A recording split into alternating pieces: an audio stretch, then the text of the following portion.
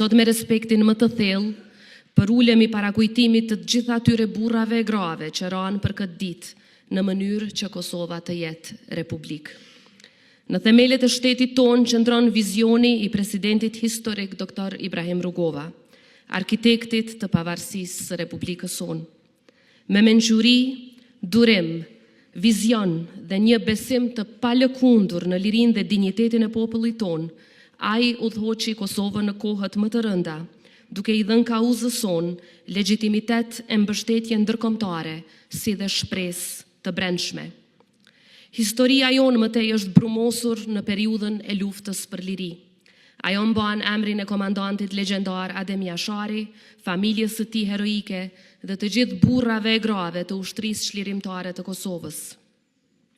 UÇK-ja është ideali më i madh që kanë ndërtuar shqiptarët ndërshekuj. Ajo është zemra e rezistencës sonë kombëtare dhe përgjigjja e një populli të shtypur ndaj një regjimi gjenocidal. Kjo luftë ishte gjithnjë e drejtë, gjithnjë e pastër dhe gjithnjë e domosdoshme. Çdo përpjekje për ta njollosur atë, për ta relativizuar apo për ta barazuar viktimën me agresorin është jo vetëm e padrejtë, por edhe historikisht e pavërtetë dhe tërësisht e papranueshme. Krerët e ushtrisë çlirimtare të Kosovës që sot gjenden në Hag, së bashku me mijëra luftëtarë të tjerë dhe me mbështetjen e palëkundur të popullit të Kosovës, u ngritën për liri, për dinjitet dhe për të drejtën e patjetërsueshme për të jetuar të lirë në atë dheun e tyre. Prandaj çdo përpjekje për ta barazuar luftën tonë çlirimtare me krimet e regjimit gjenocidal të Serbisë, jo vetëm që e minon drejtësinë, por dëmton rënd edhe themelet e paqes afatgjatë në rajonin tonë.